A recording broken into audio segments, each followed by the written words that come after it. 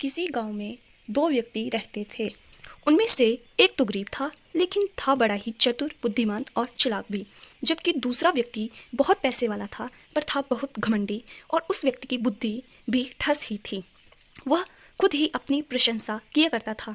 वो लोगों से यह भी कहता फिरता था कि दुनिया का कोई भी आदमी उसे मूर्ख नहीं बना सकता।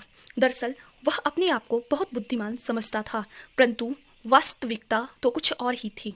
सब लोग उसकी बात सुनकर हंस दिया करते थे, पर पैसे वाला और प्रभावशाली होने के कारण कोई भी उसके सामने कुछ भी नहीं कहता था।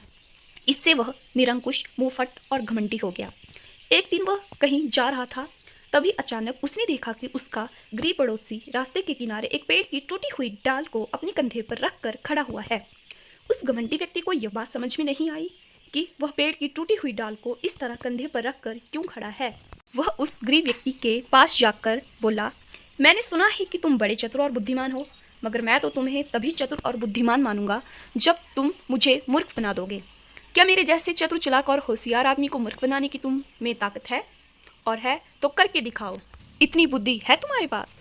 गरीब किंतु बुद्धिमान और चतुर व्यक्ति बड़ी विनम्रता से बोला, मूर्ख तो तुम्हें मैं 1 मिनट में बना सकता हूँ, पर क्या करूँ, मेरी अकल की झोली घर पर ही छूट गई है। अगर तुम कहो तो मैं अपने घर जाकर अपनी अकल की झोली ले आऊँ, तब तक तुम इस पेड़ की टूटी हुई डाल को मेरी ही तरह कंधे पर रख कर खड़े रहो। बोलो, हाँ कहते हो तो मैं घर जाऊँ? उस घमंडी ने गरीब का प्रस्ताव स्वीकार कर लिया। उसने कहा, ठीक है, तुम जाओ और अपनी अकल की झोली ले आओ, तब तक मैं तुम्हारी जगह पर तुम्हारी ही तरह पेड़ की डाल को अपने कंधे पर रख कर खड़ा रहूंगा। फिर वह घमंडी व्यक्ति उस पेड़ की डाल को अपने कंधे पर रखकर वहां खड़ा हो गया। वह गरीब पर चतुर आदमी अपनी अकल की झोली लेने अपने घर ऐसे गया कि फिर वह वापस लौटकर नहीं आया। इस तरह उसने उस घमंडी को मूर्ख बनाकर उसका घमंड हमेशा हमेशा के लिए तोड़ दिया।